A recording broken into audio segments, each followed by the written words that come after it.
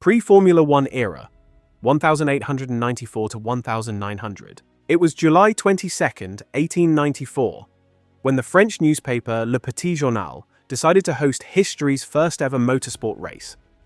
21 drivers were involved in it. Horseless carriages were their cars, and the route was from Paris to Rouen. It wasn't the championship, and the only rule was to finish the race without dying. For the next 56 years, these types of races continued until the Formula One Championship came into being. Before it, motorsport racing was all about surviving. Private-owned teams were the focal point of this pinnacle of motorsport, which produced cars without any regard for aerodynamics or human safety. So, cars catching fire in the middle of the race or breaking down entirely was a common spectacle. These cars often slammed into the people present on the street, killing them in the process. Surely no one wanted to be there. Well, it looks like human nature is quite unpredictable. They continued to add steam into the deadly train of motorsport racing, leading to Formula Libre regulations in the 1900s. Every era has a heartbreaking story, and we are here to tell it. Like, subscribe, and don't miss a single moment of drama on the grid and behind the grid. Formula Libre regulations, 1900 to 1945. Across Europe and America, a new class of thrill-seekers emerged. These were those gentleman drivers who had a lot of time, money, and wanted to do some thrilling adventures. So, motorsport officials created the Gordon Bennett Cup in 1900 and the Targa Florio in 1906. America introduced the Indianapolis 500 in 1911 for its motorsport lovers, while Europe went for Grand Prix racing in the 1920s. By 1931, this wild, untamed racing spirit took an official form. The European Drivers' Championship was introduced. But the fate of drivers didn't change in these racing competitions. Engineers were still their gods, and drivers' lives were casualties. Though Formula Libre regulations were introduced, they did nothing for the safety of drivers. These regulations were a loose set of rules that ensured no private teams cheated in the race. Motorsport was at its peak. Formula One was circulating among thrill lovers when World War I happened. It was soon followed by World War II, and the paddock became silent during this era. Once World War II ended, Formula One started building on its bones. Post-war rebirth, 1946 to 1950. When drivers came back from World War II alive, they took out their war automobiles and uniforms to start racing. It was 1946 when some really rich people decided to become pioneers of this motorsport race. So, they founded FIA and named this motorsport wilderness as Formula One. At that time, F1 was a survival war between 4.5-litre naturally aspirated engines and 1.5-litre supercharged engines. Alfa Romeo 158 was the king of the grid.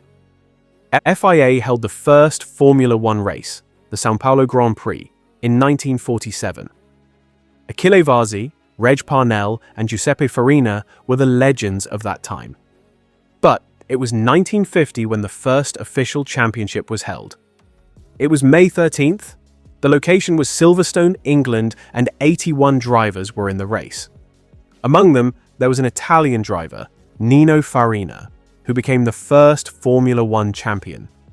Along with him, Fangio, Ascari, and Moss gave legendary performances. The birth of Formula One, 1950 to 1957. Nino Farina won the race in an Alfa Romeo 158. In that era, Alfa was dominating and Ferrari was struggling to keep up with it.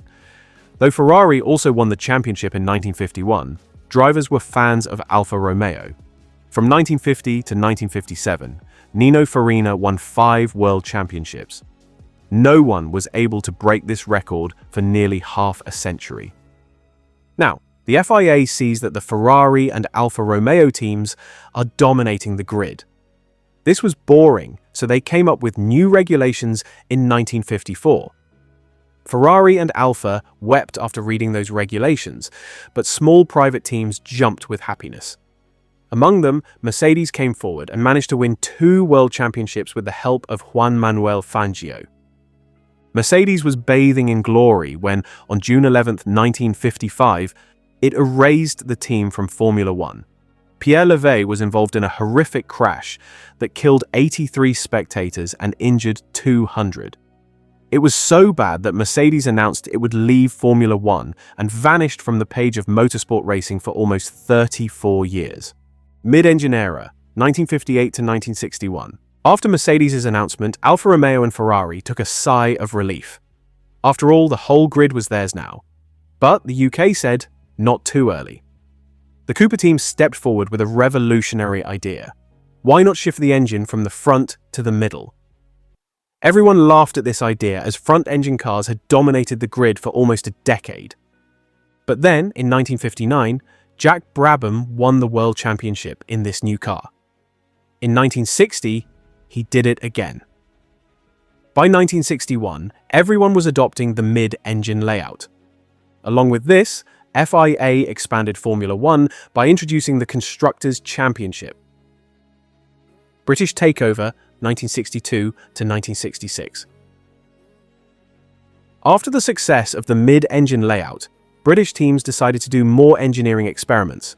They launched Colin Chapman, who founded the Lotus team.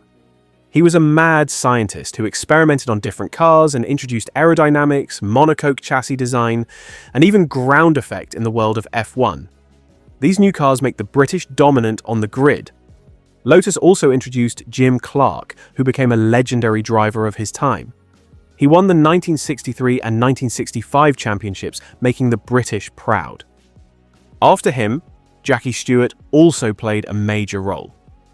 This British driver became the victim of a multi-car collision in the 1966 Grand Prix. He remained stuck in his car for 25 minutes with fuel leaking on his face. After surviving this, he introduced various safety measures for Formula One drivers, changing the whole life of drivers. Now they had to wear helmets and buckle up their seatbelts. Sponsorships, 1967 to 1976. Now, Formula One has started becoming a global phenomenon. Canada, South Africa, the USA, and Mexico jumped into this madness and gave us two famous private teams, Williams and McLaren. But these small private teams had a budget made of dreams and duct tape. On the other hand, F1 was pretty expensive because of traveling, endless crashes, and life insurance. So, they introduced sponsorships.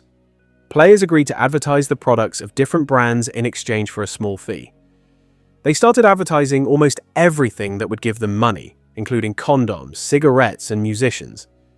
If we talk about drivers, Niki Lauda and James Hunt became the prominent faces of the mid-1970s. Ground effect and turbo teasing, 1977 to 1982. This era also saw revolutionary engineering changes in cars. Lotus introduced underfloor aerodynamics and skirted side pods. After this, in 1977, Renault came up with the first turbocharged F1 engine. Though it was unreliable, it provided a glimpse into the future. Here, McLaren decided we shouldn't remain in the background. So, they introduced the first full carbon fiber monocoque chassis. It was so reliable that John Watson survived a 140+ mile/hour crash. Turbo Wars and the Senna-Prost saga, 1983 to 1991. BMW-powered Brabham stormed to the 1983 World Championship with Nelson Piquet and turbocharged engines. After seeing its success, Honda and McLaren combined forces in 1988 to create a turbocharged Honda engine. It was so powerful that it won 15 races out of 16. But fuel limits made it quite expensive, so officials banned it in 1989. With all of this tech war, two rookies were emerging as legends. You guessed it right, Alain Prost and Ayrton Senna. They were world champions, had fierce skills, but rivalries so strong that they made headlines. Until 1990, the world saw their rivalries and podium celebrations. Williams and Renault domination, 1992 to 1999. 1992 to 1993 was the dominant era of Williams. They introduced active suspension technology, and Nigel Mansell, who won the 1992 championship with Williams.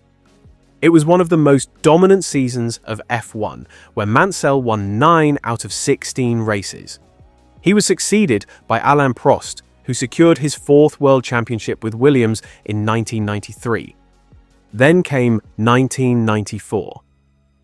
It is the most tragic year of Formula One as we saw three heartbreaking accidents in a row. April 29, 1994, saw Brazilian rookie Rubens Barrichello suffer a horrific accident at the San Marino Grand Prix. The next day, on Saturday, Austrian rookie Roland Ratzenberger lost control at the high-speed Villeneuve corner during qualifying. He unfortunately died in the accident. Paddock was in fear when on May 1st, Ayrton Senna also died. His life was taken by the same corner that injured Rubens Barrichello. Williams' personnel were investigated as everyone believed the crash was due to mechanical failures. But this didn't impact their domination era. In fact, 1995 to 1997 was their era as their Renault engines were ruling. However, the 1994 controversies didn't end here. Michael Schumacher and Damon Hill raced for the title in the final race of Australia. It was a close and heated match that ended with Michael slamming into Damon's car, causing his car to crash. This left Damon reeling and Michael Schumacher grabbing his first title. After this, we saw Schumacher's dominant era. Schumacher dominant era, 2000 to 2005. 2000 is the new millennial era of Formula One that saw the fall of privateers such as Lotus, Ligier, and Tyrrell. Financial strain became too much for these private teams. After their end, Williams' domination also died as Renault was no more with them. So, Ferrari and Schumacher decided to dominate the grid. From 2000 to 2004, Schumacher won 5 consecutive world championships. It is a historical moment as no one was able to do this before. But in 2005, Fernando Alonso came in the Renault and snatched the dominance from Schumacher without even blinking his eyes. McLaren drama, 2006 to 2009. By 2007, many V8 engines were running on the grid, and McLaren was plotting a way to win the championship. For this, they hired two-time world champion Alonso and an inexperienced rookie, Lewis Hamilton. But Lewis stole the spotlight with his skills in the first race, making Alonso jealous of him. So, it started the McLaren drama and rivalry. Their rivalry became so intense that McLaren officials landed themselves in the Spygate scandal. This cost them almost £100 million. They were grieving over it when Kimi Raikkonen beat their drivers by 1 point. Red Bull era, 2010 to 2013. After Kimi, Lewis Hamilton won the championship in 2008, Jenson Button won the championship in 2009, and then the Red Bull dominant era started. Sebastian Vettel came on the screen and won 4 consecutive world championships, leaving the world shocked. Turbo hybrid era and Hamilton dominance, 2014 to 2021. With all this dominance, we entered into the turbo hybrid era. A constructor came back after almost 55 years and introduced 1.6-litre V6 turbocharged hybrid engines. Every team struggled with this new engine, but Mercedes was quick to understand it. So, it started dominating almost every race. But this domination started an intense rivalry between Nico Rosberg and Lewis Hamilton. This continued until 2017 when Nico retired. After him, Lewis took the grid and won 4 consecutive world championships from 2017 to 2020. By the way, he had won a total of 7 world championships. Red Bull domination, 2021 to 2025. Lewis's domination was halted by Max Verstappen. The ruthless young rookie joined Red Bull and grabbed his first world championship by beating Lewis Hamilton. After Max's first win, the Red Bull domination era started. Ferrari and McLaren are struggling to beat Red Bull, but Ferrari's strategies and McLaren's efforts are not enough for this. Though Lewis is now with Ferrari along with Charles Leclerc and showing flashes of brilliance, they still have to beat Red Bull. McLaren is also energized by Lando Norris and Oscar Piastri and is currently at the top. Now, let's see who will win the 2025 World Championship. What are your guesses? Kindly share with me in the comments section.